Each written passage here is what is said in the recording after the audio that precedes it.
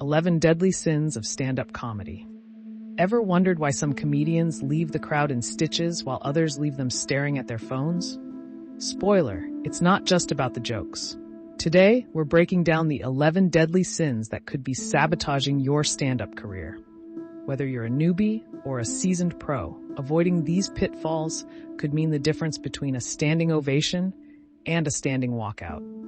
Stick around. We're diving deep into real-world examples, actionable fixes, and even a mid-video tip to keep you motivated. Let's get started. Here's the cold truth. Stealing jokes isn't just unethical, it's career suicide. Remember the 2016 scandal where a rising comic lifted entire bits from lesser-known acts? Their career evaporated overnight. Your audience knows. Take it from Jerry Seinfeld. Originality is oxygen for comedians. But how do you find your voice? Start by mining your life. That awkward family reunion? Gold. Your weird obsession with cereal mascots? Gold. Write 10 jokes a day, even if 9 suck. Over time, you'll build a vault of material that's undeniably you. Great comedy isn't just heard, it's seen. Imagine if Robin Williams delivered his jokes like a PowerPoint presentation. Spoiler, he'd bomb. Your body language screams louder than your punchlines. Practice in front of a mirror. Record yourself. Notice how legends like Ali Wong use exaggerated gestures to sell a story. Pro tip, if you're nervous, start small. Walk 3 steps left on a setup, 3 steps right on the punchline. Movement builds momentum and confidence. Shock humor might get gasps, but laughter? Not so much. Take it from Anthony Jeselnik. He meticulously crafts dark jokes to avoid punching down. The rule? Punch up, not down. For example, instead of mocking marginalized groups, roast the absurdity of corporate jargon or influencer culture. Still stuck? Test edgy material at small open mics first. If 3 crowds squirm, scrap it. Your goal isn't to offend, it's to connect. Think you can just vibe on stage? Chris Rock rehearses each joke 100+ times. Why? Comedy is muscle memory. Try this. Break your set into chunks. Rehearse 1 chunk while brushing your teeth, another while cooking. Use voice memos to nail pacing. And if you blank on stage, pause. Breathe. Say, y'all, I'm having a moment here. Let's try that again. Audiences love vulnerability if it's authentic. Hey, if you're loving these tips, smash that subscribe button. We drop weekly videos breaking down comedy secrets from legends like Chappelle and Burnham. Plus, stick around. We've got 7 more sins to avoid, including how to turn bombing into your superpower.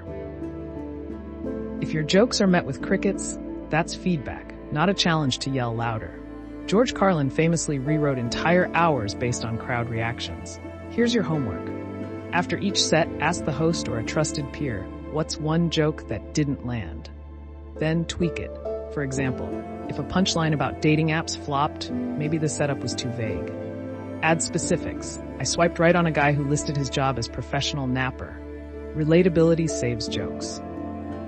The video reveals the 11 deadly sins of stand-up comedy, offering insights into what comedians can avoid to improve their act, emphasizing originality, stage presence, rehearsal, and audience connection for comedic success. Your audience craves you, not a knockoff. Maria Bamford didn't break out by copying others. She leaned into her quirks, like her obsession with courtroom TV. Struggling to find your voice? Try this. Write a joke in the style of your idol, then rewrite it in your words. Example, if Dave Chappelle would rant about politics, maybe you dissect the chaos of group texts. Authenticity is magnetic. Comedy is a dance, and timing is the rhythm. Ever notice how Dave Chappelle's pauses feel like cliffhangers? Here's how to master it. Add beat markers to your script. For example, after the setup, pause for 2 seconds, then deliver the punchline. Practice with a metronome app. Still rushing? Blame adrenaline. Channel it into physicality. Step forward on the punchline. Your body will slow you down. Bombing isn't failure, it's data. When Hassan Minhaj bombed at an early show, he realized his jokes were too niche. He pivoted to broader themes like immigrant parents. Post-bomb ritual, jot down one thing that worked. Maybe your callback landed, or you nailed a gesture. Focus on that win. And remember, the audience wants you to succeed.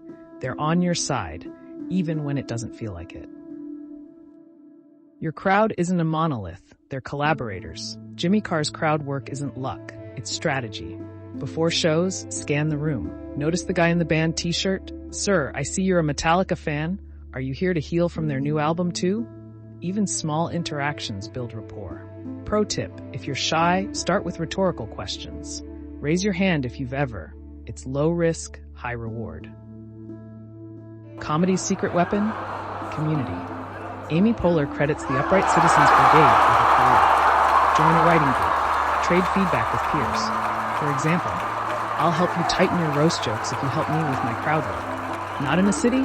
Online communities like Reddit's r/standup exist. Remember, your next big break might come from a peer's tip about an open mic.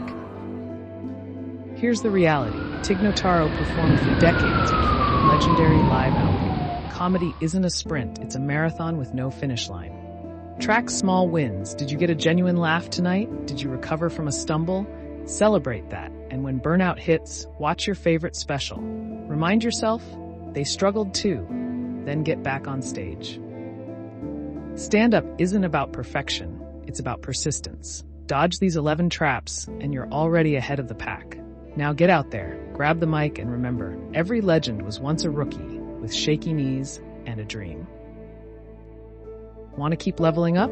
Hit subscribe and turn on notifications. We drop new videos every Thursday. And hey, drop your worst bomb story in the comments. Let's laugh with you, not at you. See you next time.